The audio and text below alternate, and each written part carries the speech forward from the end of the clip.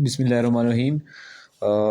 इसमें ना हम उन एमसीक्यूज़ को डील करेंगे जो नम्स के पेपर में आ चुके हैं, और वो जो हम पढ़ चुके हैं, यानी कि जो टॉपिक्स हमने पढ़े हैं उनको हम डील करेंगे। तो उनको हम डील करेंगे। जैसे कि पहला एमसीक्यूज़ है, which organelle would be more abundant in security cells than non security cells. वैसे ये गोल्जी कम्प्लेक्स का टॉपिक है, लेकिन इसको हम डील करेंगे। ये भी बुक की लाइन्स है बेसिकली। मैं आपको बताऊंगा कि ये एमसीक्यूज़ मतलब कहाँ पे। Which organelle would be most abundant in security cell और देन नॉन सिक्योरिटी सेल्स। तो ये पहला एमसीक्यूज़ है, ये भी पहले चैप्टर से आया हुआ है।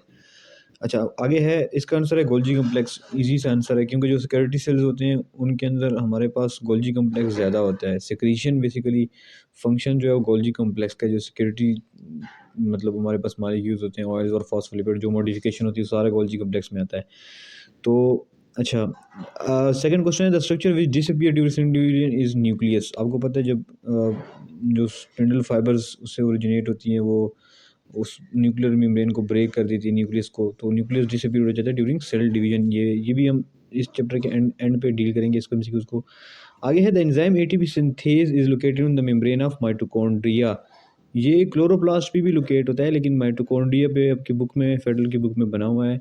ये तीसरे एमसीक्यूज भी हमारे पास कहाँ से है, पहले चैप्टर से है।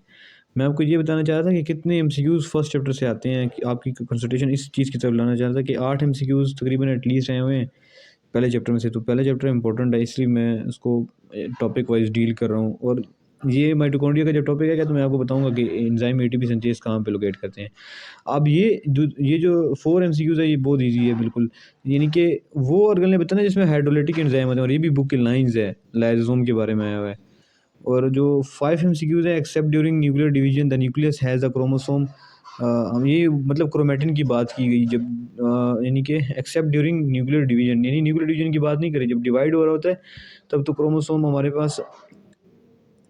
पास सॉरी, जो क्रोमैटिन है वो, क्रोमोसोम जो होते हैं वो क्रोमैटिन की फॉर्म में होते हैं, नॉन डिवाइडिंग स्टेज में, थ्रेड लाइक कॉइल्ड फॉर्म में होते हैं। अच्छा, within the nucleus dash are made by the ये तो एमसीक्यूज मैंने उस टॉपिक में भी डिटेल बताया था। 6 एमसीक्यूज जो था, बार बार मैंने कहा था न्यूक्लियोलस को राइबोसोम की फैक्ट्री कहते हैं और राइबोसोम्स प्रोटीन की फैक्ट्री है। अच्छा, आगे है, which of the following is correct for cell wall. ये परमिएबल होता है, ये साइड बॉक्स इन्फॉर्मेशन है।